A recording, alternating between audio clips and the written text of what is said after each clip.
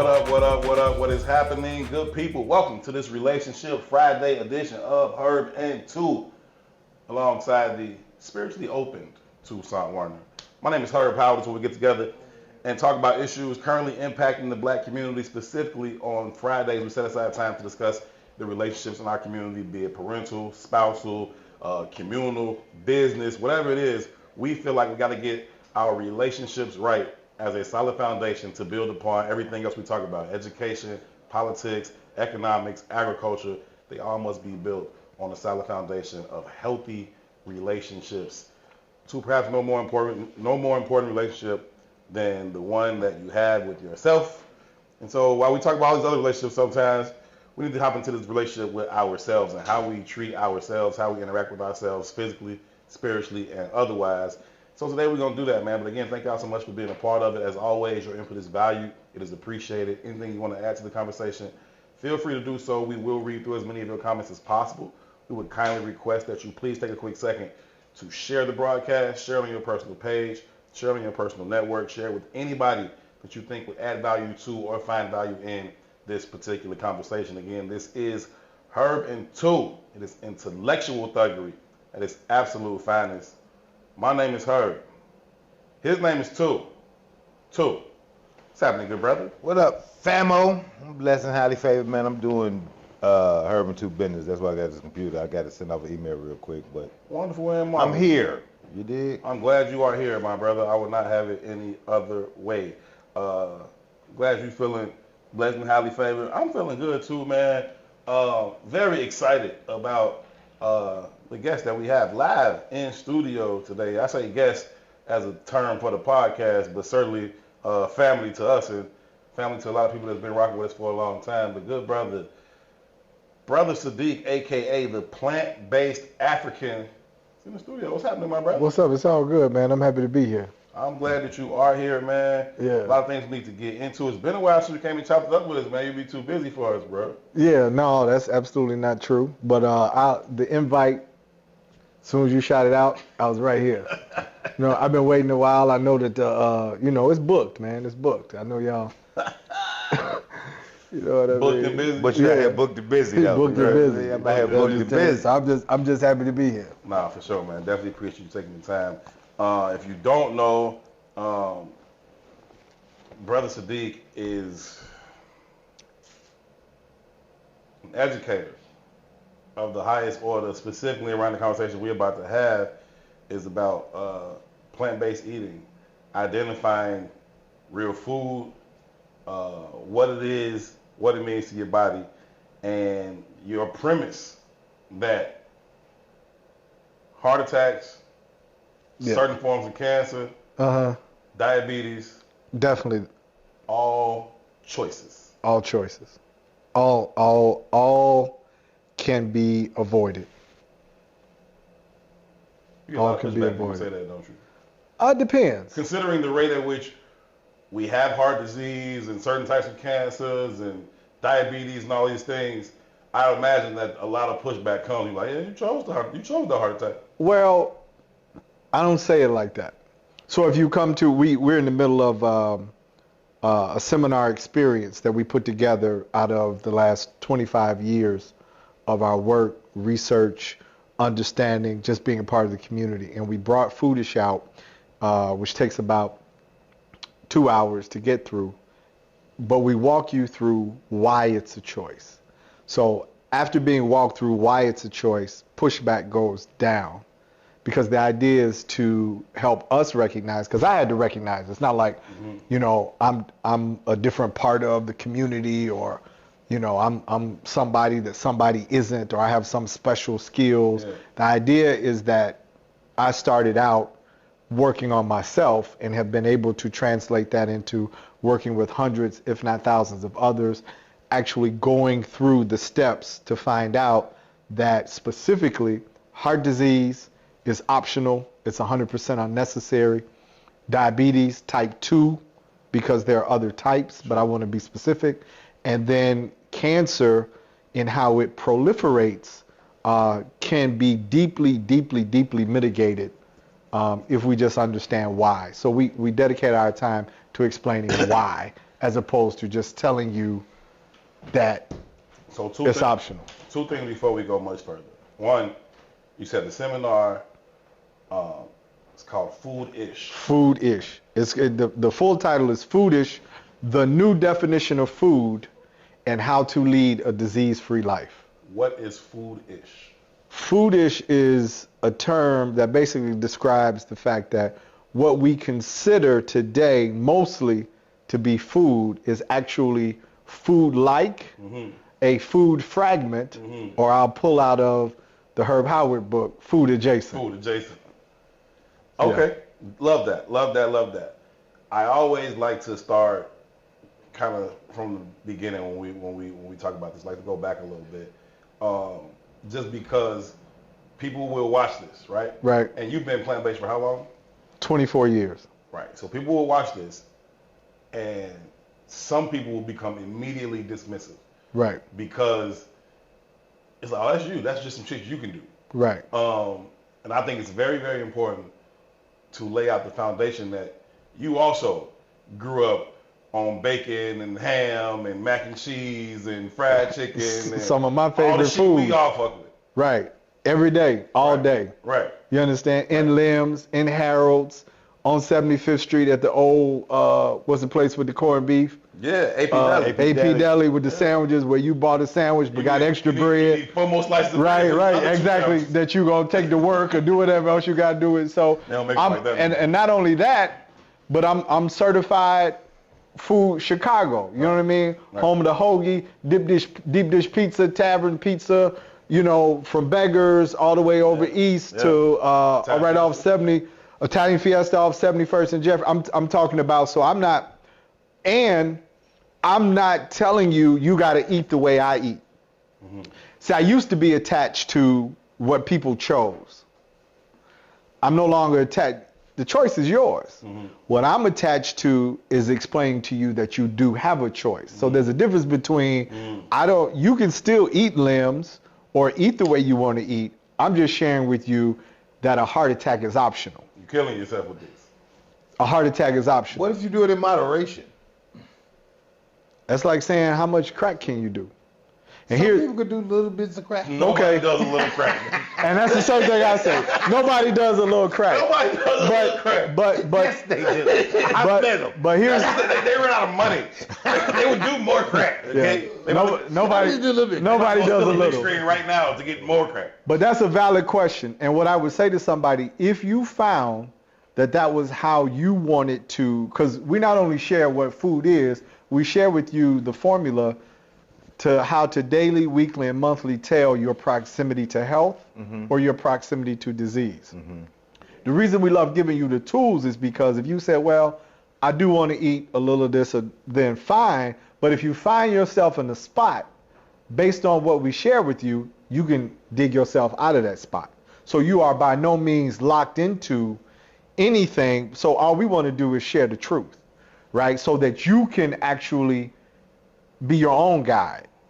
I don't need to tell you, you know what your lifestyle is, how comfortable you are with things, but we share simple truths that the industrial, medical, pharmaceutical, food complex is not going to share with you because their goal is to walk you through disease to your death. So their goal is not to enliven you, and that's our goal. I agree with you, brother, and as a testament to you, right, I was dealing with the hip for a minute, and I was going to doctors and everything. And one, they was telling me it was a growing pull for a long time, and it ended up being I needed a new hip, but I got the steroid, and it did nothing for me. Right. And you was telling me to do this vegan diet for X amount of time, and you'll start to see some changes. The time you allotted for me to see the changes, it was like I got to that point where I started seeing changes, like probably a month faster. You know what I mean? And I didn't feel the pain. I wasn't able to be as active as I wanted to be, but I wasn't in pain either. Ultimately, I went and got the hip replacement, but that lifestyle in itself is a reimagination of how you live and eat. And we live in a city that doesn't, it's not really comparable to that, right? It's not comparable to how none of us live. The reason my fucking hip was probably fucked up in the first place is because I eat in the street every day. You know what I mean? At that time, I ate in the street every day for damn sure. You know what I mean? So even when I tried to do the vegan thing, I just tried to eat in the street Yeah, it's as tough. vegan. You Right. know what I mean? And it just was a hard thing to do. Excuse me. But to the point you made, though, I immediately saw a change, you know, in how I felt and how I was able to move around. I wanted to double back, though, on what you just said, though, because I don't think most people understand it in the context in which you just leveraged it. You said the industrial, health, food, all Pharmaceutical complexes, Right. right? So, got the hip right, got diagnosed with diabetes. I don't know, 2 months ago, 3 months ago, something like that. And to the point of my own ignorance and to the point of the way the game gets played. I dealt with that hip for 2 years, probably longer than I need to deal with it because I wasn't getting the right diagnosis. Right. Right? Got a diagnosis of diabetes when somebody was telling me I had pre-diabetes for a very long time, Right. but was like, "Are you good?" My dumb ass listening to the doctor, because even when you say you got pre-diabetes, it means I get this little fear going. Which is new, by the way. What you mean is new?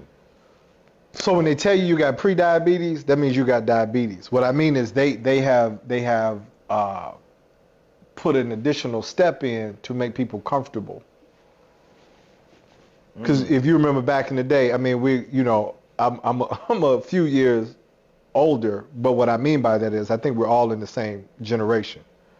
But generationally, you either had diabetes or you didn't. There was no such thing as pre-diabetes. So now this pre-diabetes stage, again, they're beginning to walk you through. So what we call the healthcare industry, we don't really have a healthcare industry, we have a disease maintenance industry. So they are preparing to walk you through the disease. And so now it's pre-diabetes, diabetes, and they are stretching it out. So it's pre. Then they really, by the time you get diabetes, you're fucked. Right. What did you tell me once before about the age? You said if you start out from birth or shortly thereafter on a traditional American diet, Right. it's almost guaranteed by like age 16, 17? 60, it's a statistic. It's not even everybody who's on the standard American diet and whatever derivative that is, right? By the time you're 18, between 16 and 18, you already have the beginnings of heart disease. That's everybody. That's one of the only 99 to 100% stats that they have. So similar to the way they build prisons off third grade test scores. Right. They can do the same with pharmaceutical companies, hospitals. And they know, and because they started in around World War II, right? Because you have a lot of young men dying, they would do autopsies on the young men. And so 77 to 82% of the young men who were fit, you know what I mean? Yeah. 50 push-ups, they doing the runs, right? Because to be in the military, there's a whole thing. But all of these young men who weren't obese, they weren't sitting around in the city, the stuff they tell you that leads to disease, 76 to 82% of them all had coronary heart disease. And this was at World War II. This is at World War II. So if you go right now, that's why I'm saying the stat is now, probably got it at if 10. you, or younger. Yeah, because you're eating Takis. Or you're, so you, World War II would have been a healthy diet in comparison to today. Exactly. And so, but the takeaways about the science is what the body considers food and what people consider food are two different things. Because there's a biological design, and what we've learned at the Plant-Based African Center for Nutrition, again, over time, is that if you deviate from design, you cause disease. And it's really just that simple. And so we're designed to put a type of fuel in our body that through not only miseducation, but colonization, like all of the conversations that we have apply. Mm-hmm. You know what I mean? Racism applies, colonization applies, not being in certain parts of where we're indigenous to applies. All of these things, lack of resources, community, they all apply to the fact that we are dying at a much higher and quicker rate than necessary, and the stuff that we focus on, like guns or violence, Nothing kills more people than heart disease, than food every year. Black men, I could go to friends. I could go to people right now. I'm 53. I've got along the way between 43 and 53. I could count numbers that should literally still be here because they are called lifestyle diseases. Diabetes, heart disease, and cancer do not exist in the natural world.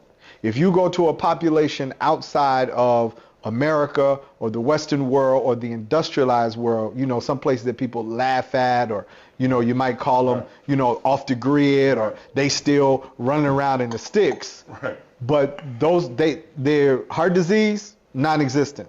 Cancer, non-existent. Diabetes, non-existent. So what you have to examine is, and we all share same DNA codes, we all share body makeup, we know that. The number one difference is food. So, again, devil's advocate, I just want to remove as many blockages for this information that will pass through to the people watching. Right. Right? They hear things like, well, the health industry is designed merely to walk you through these diseases. People will go, I don't think my doctor means me no harm. And your doctor doesn't. Right. Your doctor just doesn't know.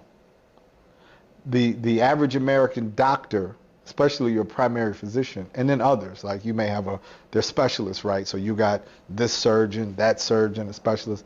They've had no more out of 7 years worth of education and then residency and whatever they got to do. They've had no more than 3 to 6 hours of nutrition.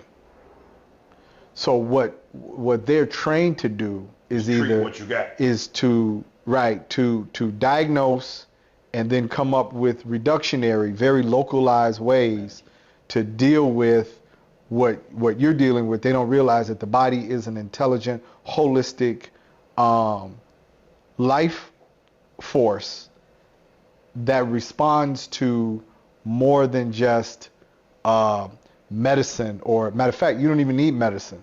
And even when you get down to the nitty gritty of the pharmaceutical industry, all they're doing is taking plant specimens and making them into pills, when you absolutely could just deal with the plant. I compare that also to like policing, right? People are like, oh, I know some good cops. I know some good people who are cops. Right, but the system is system still of itself. Exactly. You know what I mean? Exactly. And your doctor means well, and so we have to go through it. But you got to also remember, your doctor is dying from the same disease that you are. There are no doctors living longer than you. There are no doctors that matter. The only difference is it's quiet, right? Because they can go be like, hey, John, I need you to just sign my prescription for my diabetes medicine. But no one ever quizzes their doctor. No one ever says, hey, doc, do you have a disease? I had that cancer doesn't exist in this environment experience. I was young. Cancer was a big deal in my family. I was in mainland China, and they do not die of cancer. No, that's correct. And as a matter of fact, for 50 years, the largest study ever done on disease and nutrition is called the China study. And these studies have been pushed, under the rug. They exist. They're out there.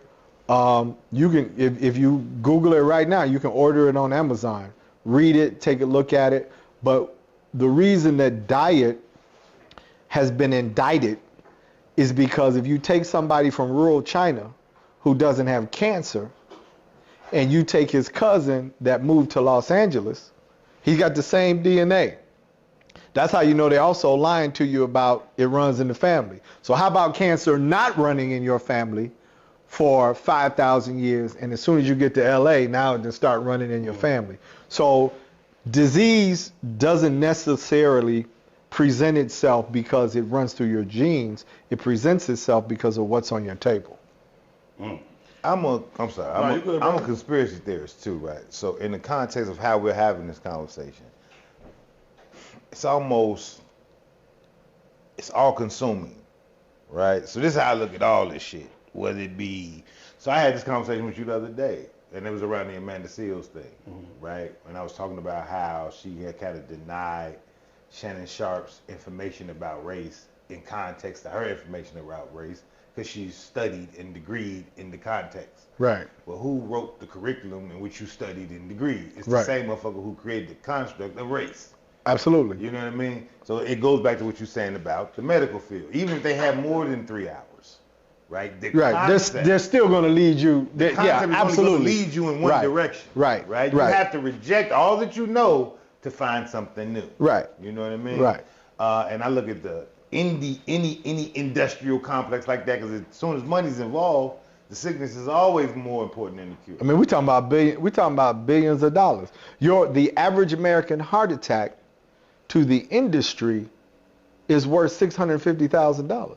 So this is our Relationship Friday show, and what we're totally having here is a conversation about the relationship we have with food With and food, ourselves. right. But I want to pull back the layers because I also think the narratives around how we have romantic relationships are the same guided narratives. How what? I said I think the romantic relationships that we have in life Same have narratives. the same guided narratives. Yeah. The relationships we have with money, the relationship we have with ourselves, Yeah. our own self-esteem and identity. It's all the same shit, right? Right. So you got to reject all that shit to find what's true and natural, right? So, but part of where I'm going now, where you said the 40s diet, and they were studying the dudes coming home from World War II, right? That machine that writes those narratives has gotten more advanced, Right. right? 100%. 100% more advanced. 100%. Right. So stuff you're battling stuff. You don't You don't even know what the you're fuck battling. right? Right. And when you're thinking you're making the right choice, Right. you're probably making the wrong fucking This choice. is fact. Right? Matter of What fact, I well, know- go ahead. I'll let you get it out. I want to stick a pin in And that I'm bringing that because I want forth to 'cause bring even it to if you're light. trying to eat healthy, you start to go to the grocery store and they say organic. What the fuck does that mean? You know what I mean? And who defines it? Because it got a fucking sticker, Right. Right? How I know this thing Same comes people. from the same. Well, people. just get this now. The original intent was integral. But once the industry sees the intent, then it can no longer, they will bastardize it, I can move the goalpost a and little it's, bit about and, what it's, that and means. it's no longer integral. Man, I heard something the other day that fucked me up, G. The oil industry got in trouble maybe 30 years ago, right? This 30 fucking years ago, right? About the pollution that it was causing in the country, Uh-huh. right? They know that they're about to start getting regulated. They know because they paying politicians, right? Right. So what they do to get in front of it is they start a goddamn littering campaign, a plastics campaign about littering. They are the inventors of the extra garbage can. They are the inventors of recyclables. To take the heat off the oil. Take the heat off of Now, me. now stick the pin in there. Let me show you how we want to say wavelength. And that same concept, here's how they do it in food. Most of your health info is an industry war. So if the sugar people want to get the health people off their back, they point at salt. And if the salt industry wants to get people off their back, they point at another industry, right? And so what happens is in that you lost. You don't don't fucking know. The Atkins diet, the carb diet, the low this diet. Oprah just went on and endorsed weight loss meds. That's a whole nother story. That shit's crazy. It's super Like, y'all better crazy. get on this Ozempic. So you're caught up in information that you don't even have the proper requirements to sift through. To the point of me having diabetes. I ain't no ignorant motherfucker, right? So immediately I was ignorant and listening to your ass. Now you say I'm here, right? So I start doubling back like, all right, and I'm not a medicine motherfucker. I do not like fucking with medicine, Right. So I started trying to do research. Brother, for every answer that tells me go left, there's another answer that Just tells says me go right. If I wasn't studied in the field, I don't know what the fuck the answer So is. this is why we started Foodish. I can explain to you what causes diabetes in 5 minutes. After you know what causes diabetes, you can choose to have it or not. That's the conversation. All right. That's it, because we going around, we flipping around in circles. They got people afraid of sugar. Sugar does not cause diabetes. So if you got people concerned about sugar and insulin and blood sugar regulation, you'll never deal with the cause. Therefore, the numbers will still climb because, again, the average person has no idea why they have diabetes, whether they're overweight, whether they're thin, whether they're 12, 42, or 62. They don't know why. All right, so I want you to define that, and I want to walk through that. But I felt it was important for us to be able to lay this foundation. So now that we've laid this kind of foundation for what we think we know, why we think we know it, all right, define food. Okay. As we were designed to have it. Okay. Food as a whole substance has to have 5 things. It has to have carbohydrate or fat. It has to have vitamins and minerals. It has to have protein. It has to have water, and it has to have fiber. If it is missing any one of these 5, to your biological self, it is not considered food. The more non-food-like items you eat, the closer you move toward disease. What are the 5 again?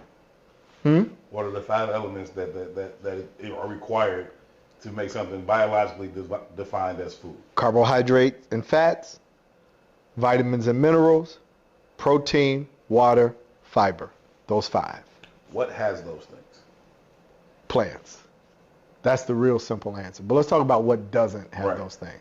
So what we've been able to do is take the onus off of,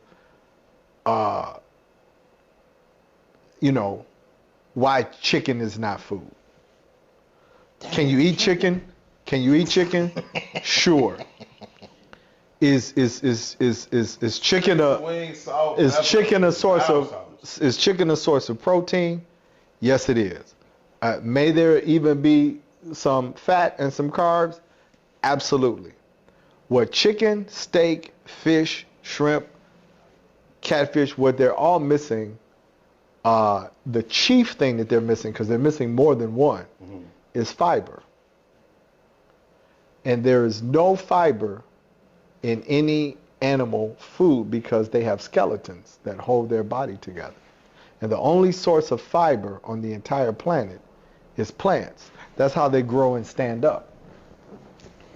No skeletons, all fiber. That's what trees use. That's what your cucumbers will have. That's how vines vine. That's how plants and fields get out of control. That's how they move. Fiber is that. Isn't the narrative that we get fiber from like breads too, though? I mean, are you eating I'm what type? asking- No. And I'm gonna say it depends on what. It depends on what type of bread. If you're eating Wonder Bread or white bread from the grocery store, the answer is no. But wheat bread, you'll get fiber. You'll get a small amount of fiber. So I only ask that because in the conversation around diabetes, one of the things they tell me to stay away from is bread. Is bread. So that's not true. Because again, and we're going to do it, but they haven't told you what causes diabetes yet. So now they're telling you what to stay away from, what you can have, what the med outlook is like, and they still haven't told you why you have diabetes. Now I can tell you why you have diabetes. Tell me why. Because your body has become lipid toxic. I don't know what that Fats means. Okay. and cholesterol that you only find in animals have gummed up or clouded your cells. So if this was a normal cell, the way your body Mine was is closed. working was, It's shrunk down. it's open, it's healthy. This is insulin. It's like a toilet. Sugar will line up on the insulin because everything you eat is going to turn to sugar. So we're not going to make sugar the enemy. Your cells have to have sugar. Insulin would carry the sugar to the cell. They would exchange signals. The insulin would turn, and it would allow the sugar to go into the cell and feed the cell. That's the normal process, and then return to whatever it's doing. When you become diabetic, the term is insulin resistant. What happens is, over time, you have eaten enough Burger King, catfish, pizza, cheese, we could go on, and now your cells are full of fat. So the signals become clouded. It doesn't operate the same way it should. And now when insulin with the sugar approaches the cell, it can't make the same signal. So it can't turn. And what happens is the insulin still has to let the sugar go. So it lets it go in your bloodstream. Once this happens time and time again, because all of your cells are clogged, now you have raised or elevated blood sugar levels, because that's the only place the sugar can go But it's not when it because should be inside the cell. So it's not that your body can't handle sugar, it's that your cell is gummed up. So how do we get gum up the cell? You just stop diabetes. Can we do that? Yeah. I'm fucking with you, bro. I don't care what's happening. We doing this. Yeah, you don't have diabetes. All we got to do is clear out. Now, how do we do that? One is you got to stop eating. What's doing that? So we got to have Max's pizza. I'm done. Hey, Sadiq, I'm gonna tell you the truth about what I started to do. Okay, well, hold on. So once we got to stop putting in the cell what's causing that. Once you stop that, the cell says, oh, now you're just dealing with what was in there. And then we clean that out through diet. We'll do a little cleansing, and then your body function will go back to normal. That we just did that in less than 7 minutes. Your doctor will not have that conversation because your doctor has diabetes. He ain't told me shit. And I will say this though. One, I'm 20 pounds down in the time he told me. Right, I'm going crazy because I'm not finna die. You know what I mean? But just the information you displayed makes more sense than any conversation I've had with him thus far. Now, even around, like when you was talking about the hip thing for me, you was like, man, leave that fucking coffee alone. My mindset was, even around the diabetes shit, like I'm not because of the conversation around sugar, I'm not a big sugar nigga. But I do drink coffee with cream. At that time, I was going crazy with coffee. I probably had 4 Dunkin' Donuts a goddamn day. Dunkin' Donuts coffees. Right. And contextually, because of the hip shit, I stopped putting the creamer in it. I didn't stop putting sugar, but I minimized the sugar. Right. I put like 2 sugars, no creamer. Right. That was all conversation with you. That never came from the doctor. Right. Well, missing the creamer was huge. But check game though. Once I get this shit, fuck that sugar. I'm not drinking because they're selling me on the sugar. Right. So now I only drink almond milk or oat milk in the coffee. Right. But just in context, I accidentally drunk some of my wife's coffee like a week ago. Because she ain't stopped putting the shit in her shit. Right. The shit tastes like I was drinking syrup. Right. It was like disgusting to me now. But it's all about how those conditionings and addictions. Because what you did was reset your norm. And that's what I try to tell people. That's a very valuable experience. Because it's not like you got to have it. When you don't have it, you allow your body to reset. And that's how you can do. And that's how you live, because incrementally you got used to it until where the point was the body. So now you see that our bodies can betray us and be comfortable in the very things that are leading us to disease. All right. So, one, I just want to tell you what I started to do today. Because I knew you were coming here for this conversation, and I knew that this would become day 0 of at least our month of going through the shit the right way and trying to reset our shit, right? So I started to come in here. Large Italian Fiesta. Harold's. You was gonna lay it all out. I was gonna eat it all. And eat it all. I was gonna sit there right here and go out with a bang before we change our life and hopefully not die. Yeah. But I just ran out of time. To get it. I didn't want to piss you off. No. Well, first of all, I wouldn't have been pissed. Chill life. It really is. All I'm doing is giving you the choice to say, I don't have to have it and I know why. That's the power behind what we do at Foodish. Now I know why. So at any point, I've just empowered you to know that diabetes is 100% in your control. Like 100%. You don't have to have it. They gave me some medicine, right? So a few things. It's not just the diabetes, right? One, I'm getting older and I'm starting to that's a falsehood too. But go ahead, right, I'll address that later. 1,000 years old. I'm older, right? And I'm older, and I'm older than you, and I'll bust 40 push-ups out right here, right now. Right. But contextually though, like I've been an athlete most of my life. I've done a lot of shit, right? And the hip changed my life. Right. I'm still on the bike, you know what I mean? And I like to be active, right? Even while I went and got the diagnosis for diabetes, bro, wasn't nothing happening especially strange. Right. But because I'm addicted to that goddamn bicycle. Man, your son Cletus. Huh? I'm just fucking with you. I'm addicted to that bicycle. I rolled from my crib and I got to Roosevelt. I could ride that bike. I rode that bike to Kankakee. So riding from my crib to Roosevelt ain't shit.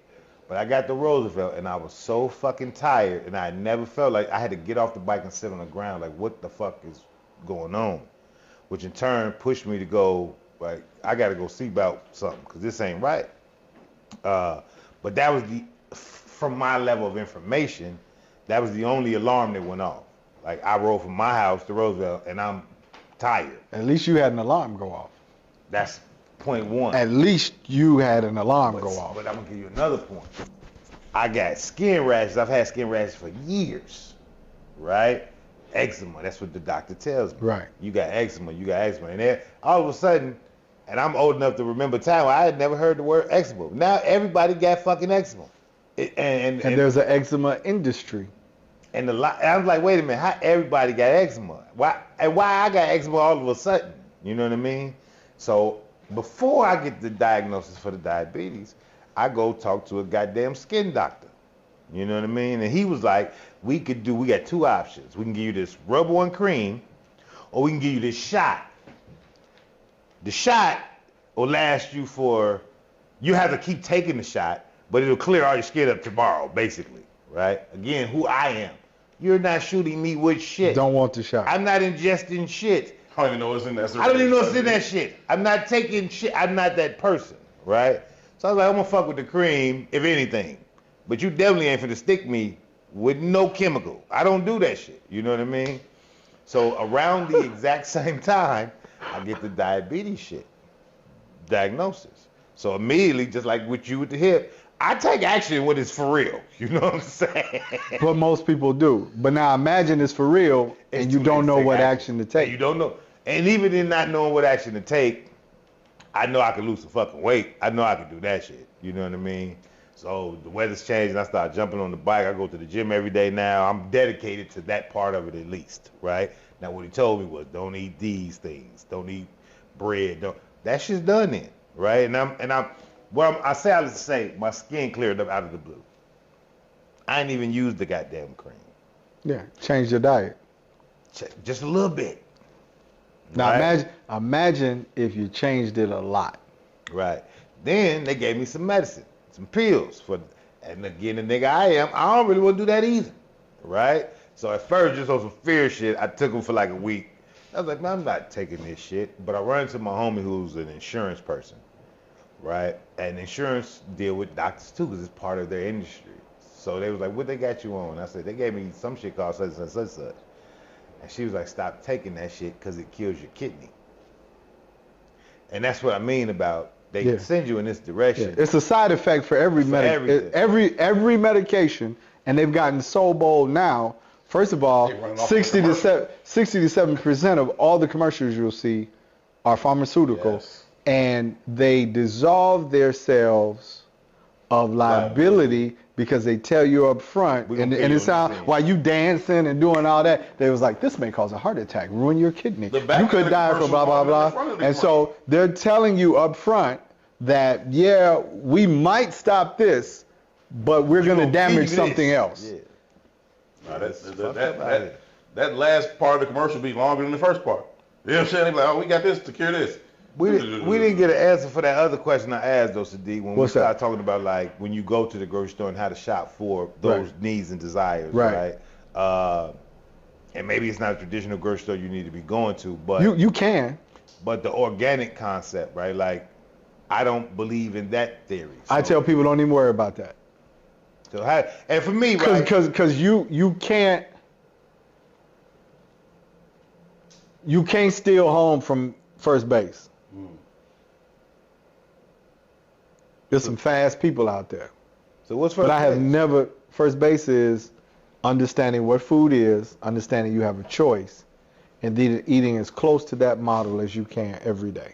That's it. If I could eat at your house every day, Sadiq, I'd be a vegan. That shit was so fire, but you made that shit. Nobody else makes it like so. We're getting ready to actually go back into like meal delivery and meal prep, because as Foodish has rolled out, like we've done a lot over almost 25 years, and there's several food providers. There are tons of vegan restaurants in Chicago. Like we could go down the list.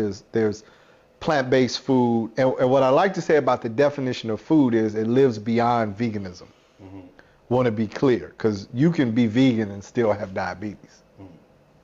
Because veganism focuses on the absence of animals, not the presence of food. And Oreo is vegan. Yes, you're right. So I just want to make that clear. So when people are like, well, Sadiq, you've been vegan for this long, or you're doing that. Even I have worked through levels of what I put into my body so that I don't, or continually don't have to worry about these basic things. And now my whole premise is to upgrade what I'm doing. But veganism doesn't necessarily exclude you. Being a vegetarian doesn't exclude you. It's really understanding what food is and how it interacts with your bio-ecosystem. So how do we get people to know, like, how to shop, what to get? Oftentimes when we've had the conversation, people will call in and they would say, well, is or are the meat substitutes, are they good for me or are they not good for me? Is that me being plant-based? Is it not me being plant-based? And I've heard your answer before. I loved it, but can you give it to us again? Yeah, so the answer to that is if it's what you need at the time. So there's a floor and a ceiling. The meat substitutes, some of them, because there's some very well crafted ones out of very good ingredients. Okay. There's some that are manufactured and processed and may not be at the top of that tier. They would be at the floor. So let's say, and I don't want to disparage them because they have a space in the market. Let's say Impossible. Right. Impossible may be at the, an orange just by itself may be up here. An Impossible burger may be at the floor. But the floor of the plant-based world will rest on the ceiling of the animal world. So you still improve. You're still improving. So, and you can only start where you are. Like I started eating Big Macs with no meat. Because there was no meat. I was the only one in my family. I knew a few people, but when I went home, the people that I had gone to high school with, grammar school with, college, the people I saw every day, the people I worked around, nobody was plant-based. Right. This is 24 and a half years ago. Right. In Chicago. It wasn't a thing. No. It was absolutely not a thing. I had people looking at me like a weirdo. They were looking at me. Yeah, they were looking at me like I had a problem. With no waffle. So I'm walking into McDonald's and I'm like, can I have a Big Mac with no meat? Let me get a number one with no meat. And the lady is like, but I had to carve out my space and my path because I didn't know what was down the line 25. I just knew that the doctor told me that I had high blood pressure. The doctor told me that she was going to prescribe a medication, but then she said, you'll probably have to take this the rest of your life. And at 29, the rest of my life sounded like a long ass time. Yeah. So I was like, and there was no Google. There was no, I'm dating myself. There's no internet like that. There's internet, Yeah, but but it ain't, there's no smartphone. Right. Right? You lucky if you got a pager. Or right. You follow me? So I had to literally go to libraries and read, find books, have people take me places, and then ran into a beautiful community of people. Took me to Soul Veg on 75th in Indiana, right down the street from Limbs. I knew where Limbs was. I had no idea. And, mac and cheese was one of my favorite foods. And of course, they make a good plant-based mac and cheese, and they've been doing it for decades. And I was like, well, this ain't so bad. But I mean, I didn't know anything. I knew absolutely nothing. So meat substitutes. Right. You have to start where you are. You start your journey where you are. I never tell anybody to go from, eating Italian Fiesta to trying to drink wheatgrass every day. It's not going to work. Your body, you have to work through incremental change, and your mind has to come with you. Even the habit of it, right? Your mind actually has to lead it. You cannot it's not going to work. If you're not in it, don't understand it, or don't have just the blind gold for it. You know what I mean? It's like when you walk in the club and be like, man, I'm gonna get her number. You don't know what comes with it. You don't know if you gotta buy drinks. You don't know, but you are focused on the goal, which is to get her number. And that's how I was with the plant-based diet. So if I gotta go to McDonald's, my friends laughing at me. You know, my mom, literally, true story, my mom cried in the living room at a house I grew up in because I literally said there, I can't eat your mac and cheese is a big thing for me. It's not only my favorite dish, but it's my favorite dish because that's what my mom made year in, year out. It was the dish I loved, I grew up on. She began to make it for you. And if you came into the house and it was a, family, I got a lot of cousins. My dad had 12 brothers and sisters. It was 13 of them. First cousins, I got enough, I get to populate a city out the gate. Even if we were at that family gathering and my mom made whatever it is, the big pieces of mac and cheese, the casserole dish, the old school piece, and I had not come in yet, there was going to be some mac and cheese she got to put it up for you. left for me, So that was, food is emotional, it's traumatic, it's cultural, it's all of those things. So that's why you literally have to start where you are, and then we craft the journey from there. So, around the same time that you was getting two together with his hip, I just came along for the journey too. I was coming off my Achilles. I had been basically confined to my bed for 7-8 months, and so I jumped down too, and it was almost instant. Like, it was almost instant in terms of weight falling off, skin clearing up, higher energy, better sleep, springing out of bed. You know what I mean? Like, all of those things. And I was like, this is what I should have been doing my whole life. This is what I need to do for the rest of my life. But the trauma, the culture, the habits, the convenience of what I know to go grab and eat. Right. Brought me right back, and now I'm well beyond wherever I'm heavier than I ever been. People offering you, don't you want this chicken? Don't you want this rib? And then I had to realize that was their own trauma. They were offering me food because my choice made them uncomfortable, and they needed proof that you could jump back in the fire with them. They didn't necessarily believe it was the healthy thing to do. They may not even have liked the way it tasted, but it was like, man, if you please eat this chicken so you can verify my choice. It worked, and it worked well. Also, want to reiterate what Tu said, just from eating with you, right? At your crib, at your events, food be fine. Like, it's not like some sacrifice to eat some terrible shit. Like, it was fine. Like, especially on the individual, like, home basis. Like, the food for 200 people was fine, but the food for 5 people was like, yeah, that shit was next level. Yo, you know what I mean?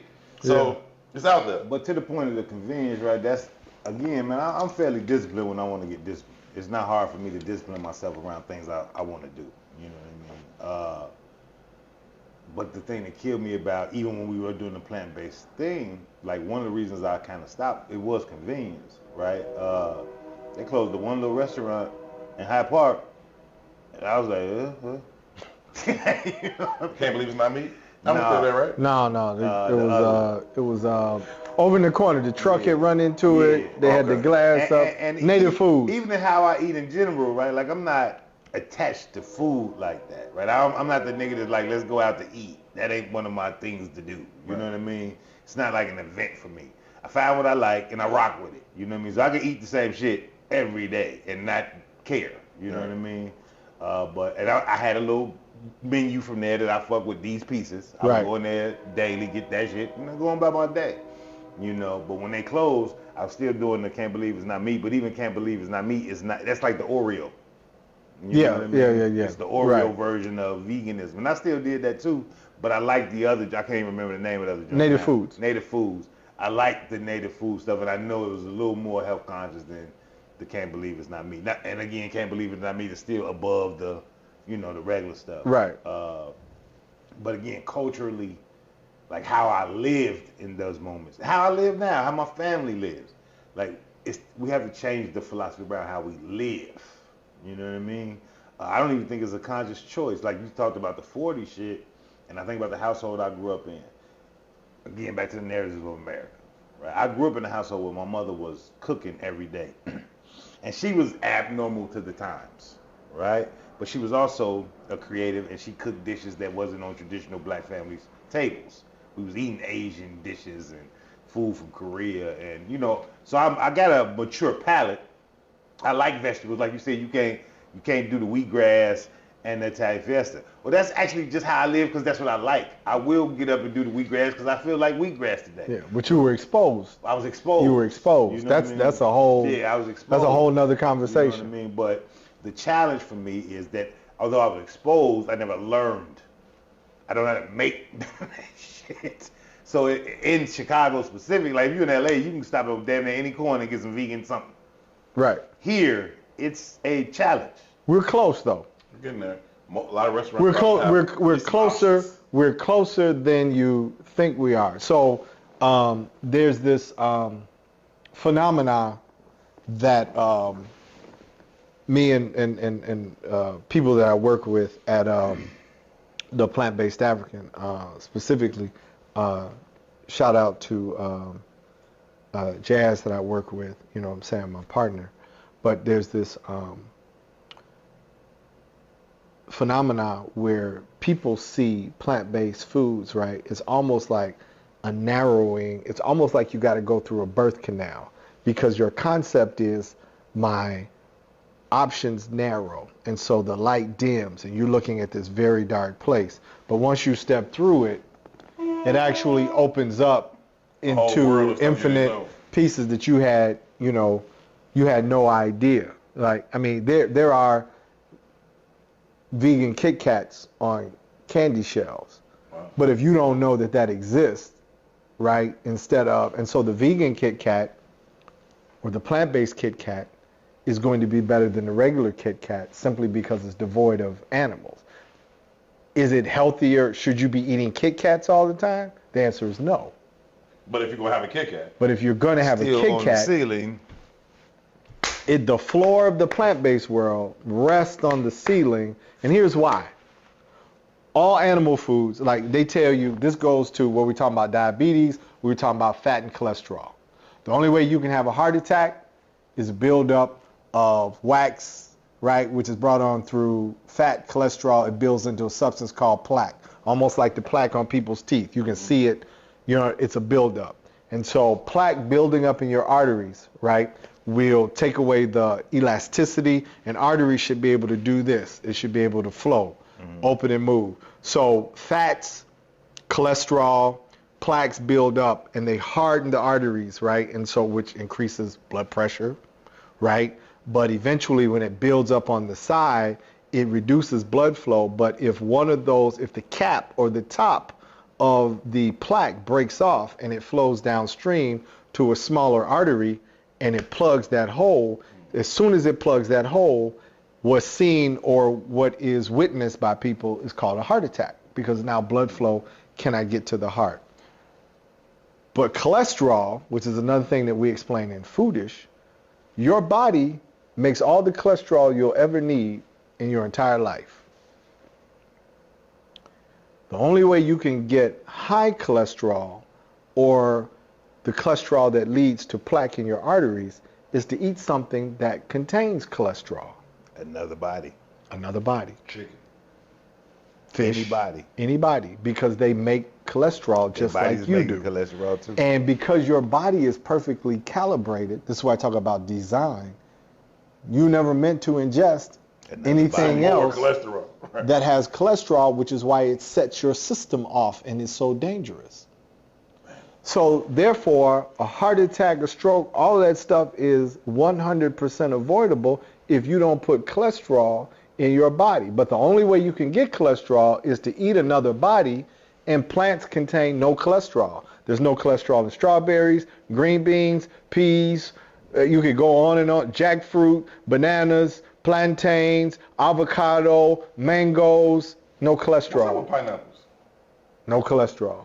I mean, I know, but I feel like lately I've been hearing a little pineapple slander, which I don't like because I love pineapples. Who's slandering the pineapple? Chicken people? Probably. Here's my point. Probably. It's all propaganda. There's nothing wrong with a pineapple. Okay, thank Eat you. as many pineapples as you want. Wonderful. But broccoli's not real though, right?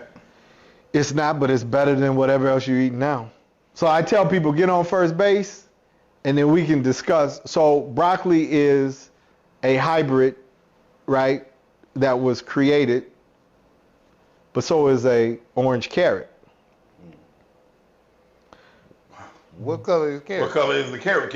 Purple, brown, I never yellow. seen a real carrot in my life. I've only seen Roger Rabbit. I mean, In my Bugs life. Bunny carrots. Yeah, exactly. So, but again, let's get to first base.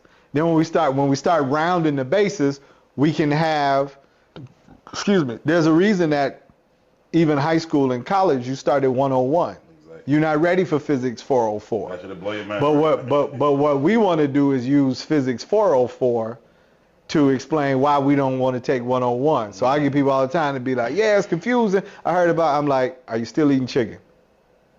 Well, yeah, because, I heard the carrot ain't real. That has nothing to do with you. Boy, you don't know nothing about carrots. Shut your ass up. But it Eating the chicken. has nothing to do with you not eating chicken. What you're doing is trying to take a mental shortcut to justifying your food bullshit. choice. We're talking about suicide by another name. Right. Are we not? Yep.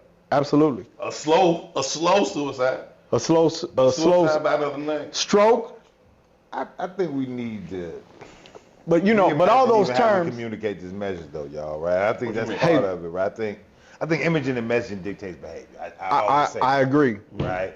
And I'm listening to you, and I don't disagree with you. Right? I can give you the information, and then from there you making your choice. Right. But part of the argument I have around every construct we deal in is that, just like I just said, I like wheatgrass. Right. You said, well, you was exposed, right? But the whole time we've been having this conversation, my uncle is a diabetic, the elder of my family. Mm-hmm. My uncle I used to live in Iowa with, and I had a conversation with him, and I told him I had diabetes, and I guess I hadn't been paying attention. I didn't know he had diabetes. You know what I mean? So when I'm telling him the situation, I was like, yeah, but I ain't fuck with this medicine. I'm down weight already. I'm doing this. I'm not gonna have this shit. And his response to me was, well, too, it's not reversible. He said, you're gonna have something to deal with for the rest of your life. That's not and true. my uncle means me well. He don't know though. He just don't fucking know. Right. Right? And I say that to say that's the context for them in every narrative in America. Mm-hmm. We just don't know. It ain't even like we actively choosing. We just don't know. Right? So even in actively choosing, we choosing the foul or the wrong shit because of the lack of information that we actually have. Right? So for me it's almost like, how do we challenge how we tell the story? Right? Because it's almost like you placing the blame for believing what you've been taught. So when you think about the food pyramid that they give you in school, Right. That was created by industry, not which was food created people. by industry, right? But you go into kindergarten with a thought process that everybody's here for your best interest. So look, They give you milk at lunch in school, bro. let's When do you're not supposed to have dairy. You're not supposed to drink that at all. what we have embarked upon. We were in, and I want to use these words, but I want to keep in mind that it's my creation. Mm-hmm. So I want honesty and humility to be at the forefront. We were in Cleveland 2 weeks ago delivering foodish. We delivered it. The reaction was phenomenal. Came back the next day to have breakfast we were brought in, so foodish organizations bring us in to talk to their constituency. Pulled up, lady who was at the presentation the day before was also pulling up in the parking lot, got out of her car in tears because she said yesterday, and she had her grandbaby with her, she said, I had no idea I was poisoning my grandbaby, my daughter, and she said, what you explained to us saved our lives. And so it's the way, it's the method. Just like we're sitting here having the conversation, we have to have, our goal is to put foodish in each city, in each state where there is an aggregate of our people, because they'll listen. Because here's what I do know. We tired. We tired of a lot. It ain't just we tired of police shootings. It ain't just we tired of food deserts. It's not that we tired of being pimped by politicians. We can go all this stuff, but we also tired of dying prematurely, not knowing what's causing it, going to the doctor 3-4 times a week, every month. People are tired. And so when you explain, at the very least, everybody may not choose it, but you can still pull it out of your pocket when you need it. You've been empowered. And you've been empowered at the very least to understand why. You may say, hey, I don't ever think I could be a plant-based person or a vegan. But when you listen to the explanation behind what food is and how your body sees what it is that's on your plate, your eyes have been opened so much so that the chicken and the doctor no longer have control. You do. So you can say, you know what? Not today. Doctor tells you you're up against this wall. It's the same thing I tell black women and men about breast cancer and prostate cancer. Now, cancer is a little different because it's more nuanced. We don't even have time to go in it. Cancer can be induced by food or by chemical, right? You DDT, or you exposed to Agent Orange, or you exposed to Kimlon or whatever, right? Get rid of that right now. Plus, babies be having cancer, which is weird. Yeah, well, it's not weird. And it's not weird at all. But right. But I can explain why. But I get it too. if you have cancer, cancer is a cell that has been augmented or changed. It is a deviant. But the deviant cell has to have an energy source. And so the way that you reduce, mitigate, or reverse the cancer cell propagating is to cut off its energy source. Now, I tell people, especially women and men, when it comes to breast cancer and prostate cancer, the two main things you want to immediately extract from your diet are eggs and dairy. And the reason is P almost died over there. Because they are growth proteins and hormones. The only time a mammal drinks a lactated substance and when it's going through its largest growth period it will ever experience in life. You have to consider this. In truth, cow's milk is only designed to take a baby calf to cowdom. It is to go from 80 pounds to 800 pounds. In a short amount of time. In a short amount of time. That's the most growth. That's when a human being is exposed to its mother's milk, or should be, right. Is when you go from 8.5, well, not even 8 pounds. You 8.5 inches to 10 inches long. Okay. You understand? You might weigh 3 pounds. Right. To 50, it's the largest growth spurt you will ever have in your life. And your mom's lactose, she begins to lactate, or she begins to develop milk, is to grow you. So any sheep milk, goat milk, human milk, cow's milk, milk is designed to grow. So if you have a cancer cell that's an abnormal cell, you are a human who's not supposed to, because you're not designed to drink the growth hormone of another animal, and you introduce that growth hormone while you have a cancer cell, the cancer cell is going to grow and proliferate. Imagine the entire nationwide campaign of milk does a body good. Capital rules, bro. Egg, same thing.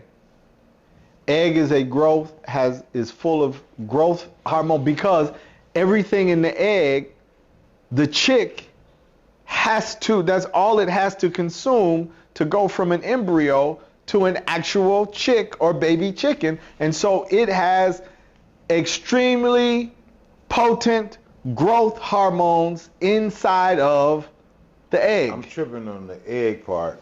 I know the milk part. Well, I didn't know it in context of how you just gave, but I'm tripping on the milk part because they got the green smoothie diet, which is a very popular smoothie plan to lose weight, right? Mm-hmm. You essentially eliminate you're juicing. food, you just juicing, right? But they do say eat boiled eggs, nuts, like they give you these options. Like the egg becomes the healthy, conscious choice. Right. You know what I mean? Avoid all this other shit, but when you want to snack, boil you an egg. Right? And that's what I mean about the information is so skewed. You know what I mean? Yeah. Because the egg industry and the lobbyists, you'd be hard pressed to find any article that's going to tell you that an egg, but it just makes sense. You've never been exposed to even the thought process that an egg is a concentrated growth hormone and growth protein. And then when you put that with the fact that you've got these cells, if you are a male, they talk about, I've got a client right now. He called me in December, and his wife was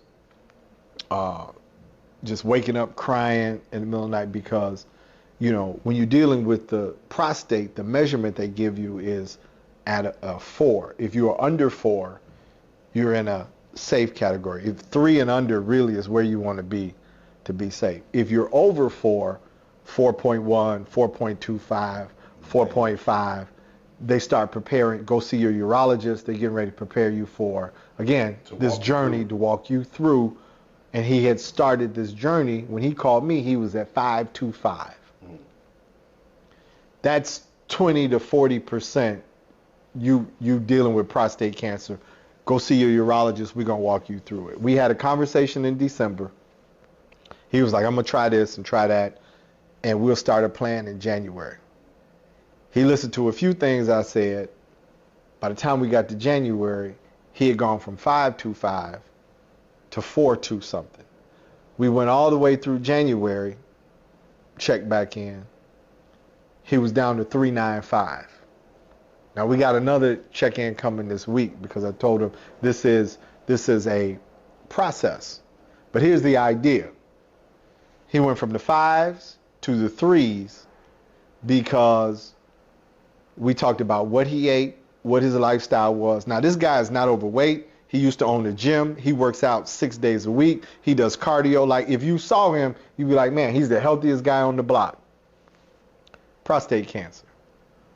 But when you dig into the science of it, what was feeding his prostate, he ate eggs and cheese because it's supposed to be a health food. Did a workout. He ate eggs and cheese 6 days a week. And the dairy and the eggs were what were making his numbers go up. So what did we do? We talked about the why. And it's not just that, but I'm just using this. It's a little more nuanced, right? But those two major pieces, pull those out, numbers go back, because it's science. What we want to do, what I feel my purpose is, what I am strongly attached to, is allowing people the opportunity to understand that it's basically math. You aren't unlucky. You're not unlucky. Health is not a roulette wheel. It didn't fall out of the sky on you. It is dictated by the things you either are or are not eating. All right, so I want to ask you about some of the particular stories of triumph or some of the more extreme change that you've had. But I want to do that on our Patreon. I also want to get into 2&9 more specifically, what that would look like for us, what it is we trying to do personally, and start to lay out that plan. That plan specifically will be content that we'll have on our Patreon, so you can watch 2&9 go through this journey, how are they aligning with our goals, where we hitting them at, where are we in the process, how have we gotten from home to first base to second base and so forth. And definitely want to bring y'all with us on that journey. We're going to do that on Patreon. Can I say this? Sure. What'll be powerful about this is you two are going to save somebody's life. Man, goddammit. No. Yeah. But Yes, I am. But you got to be. Remember, I started the journey to save my life. Right. But here's what's powerful me. about this. No, it's somebody. It's like we were talking about the numbers, the aggregate, and we were talking about even just merchandise and gear. Because there's somebody that would buy a Herb and Two hoodie.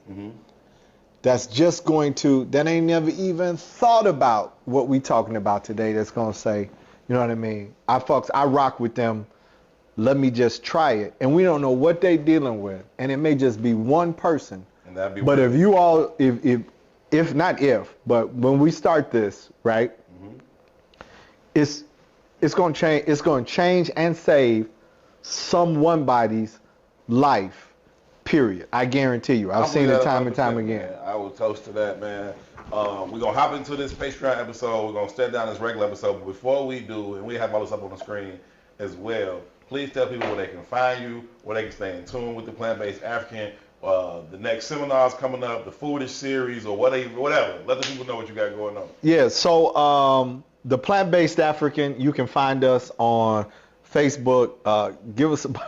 Give us about a week, though. We just got locked out of Facebook. They got something now where you got to do the... Yeah, we was like that for like the two authentication and all that. Yeah. But I don't remember my original password, so I don't know how to get around it yet. So you can find us on Instagram at the Plant-Based African with a K. So that's PLANTBASEDAFRIKAN.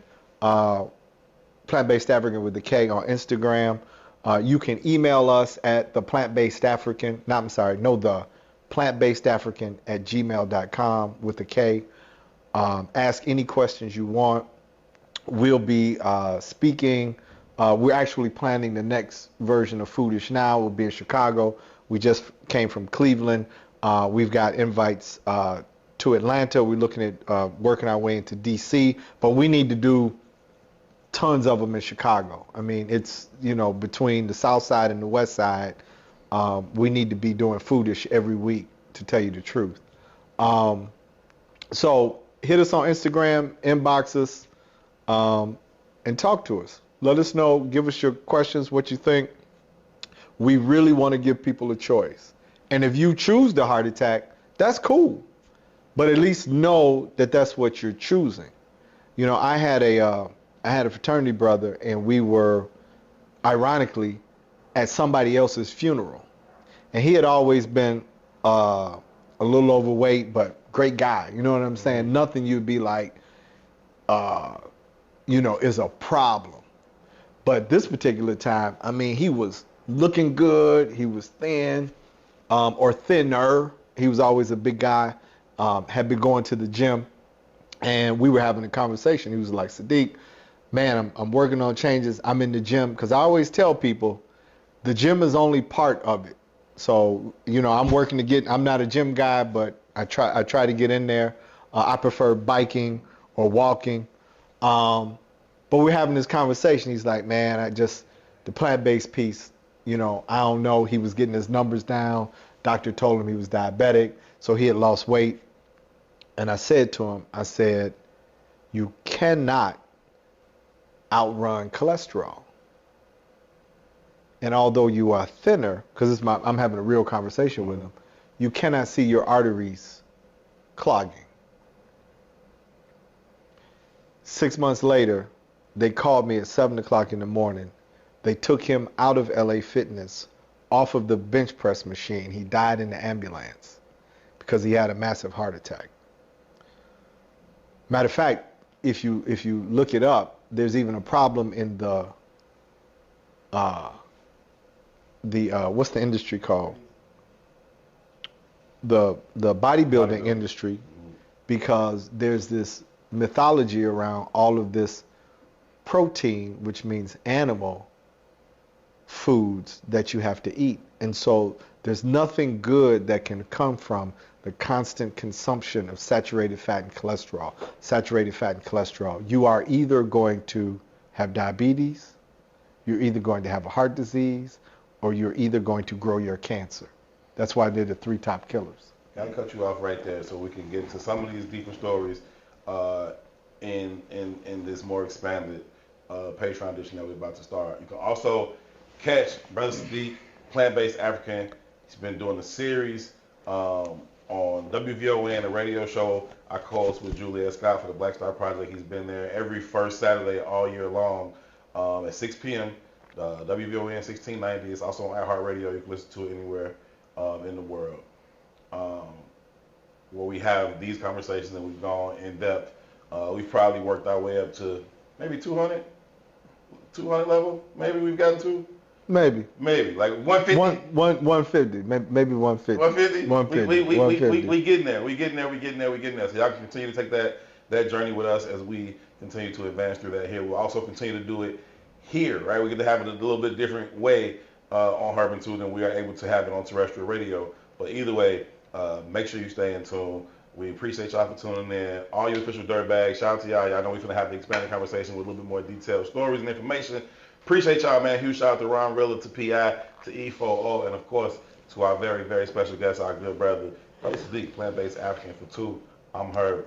Y'all be good to each other. Peace. Much love.